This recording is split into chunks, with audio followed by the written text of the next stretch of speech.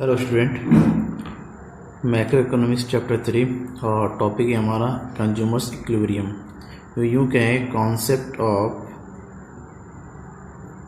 Consumers equilibrium. Consumer equilibrium क्या है, जिसको हिंदी में कहते हैं उपभोक्ता संतुलन। एक उपभोक्ता यानी कि एक कंज्यूमर कब संतुलित होता है, कब वो बैलेंस होता है।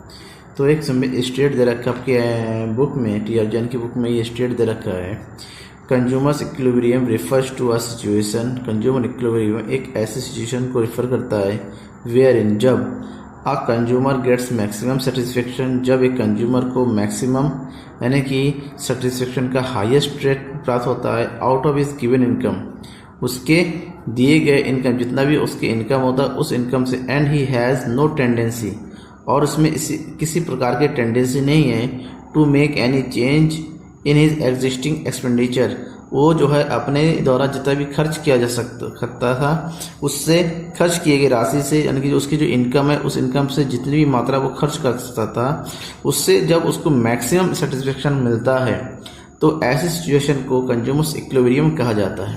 सही अर्थ मानिए, सही से समझिए, थोड़ा सिंपल लैंग्वेज में, जब कोई कंज्यूमर अपने इनकम को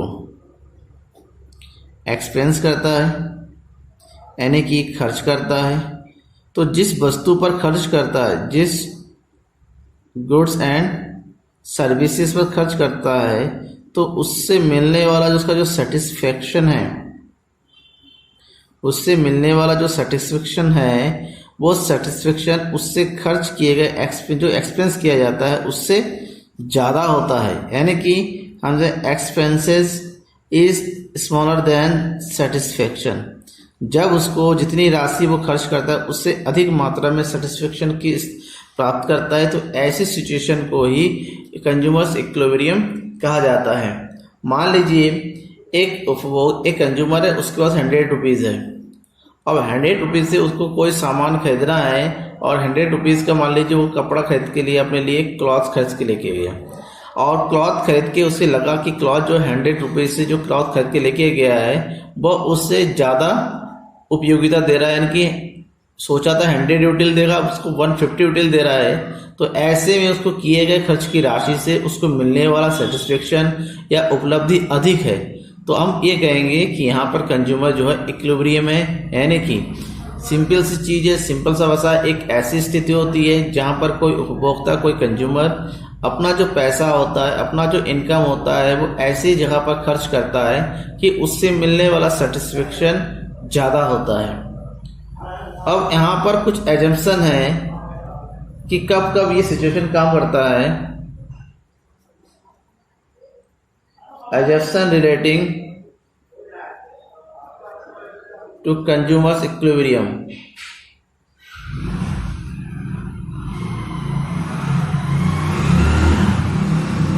कौन कौन से एजम्पशन है? सबसे पहला assumption number 1, rational consumer rational होना चाहिए, यानी कि तर्क योग्य होना चाहिए कि वो अपनी ज़रूरतों को पूरा करने के लिए वो ऐसी जगह खर्च करे ताकि उसको मैक्सिमम सेटिस्फेक्शन मिले। नंबर 2 एजम्पशन है कार्डिनल यूटिलिटी। किसी भी वस्तु से मिलने वाली यूटिलिटी को यूटिल के द्वारा मापा जाना चाहिए, उसको यूटिल में चेंज किया जा सकना चाहिए। Number 3 independent utility. इसका मतलब ये है कि जिस भी कमोडिटी पर जिससे पर वो जो खर्च कर रहा है, तो वो उससे प्राप्त होने वाले यूटिलिटी के वो वस्तु जो है वो अकेली होनी चाहिए।